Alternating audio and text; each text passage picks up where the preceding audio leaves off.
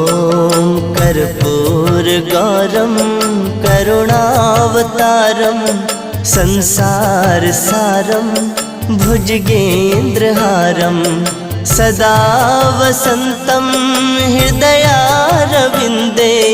भवं भवानी सहितं नमामि भवं भवानी सहितं नमामि।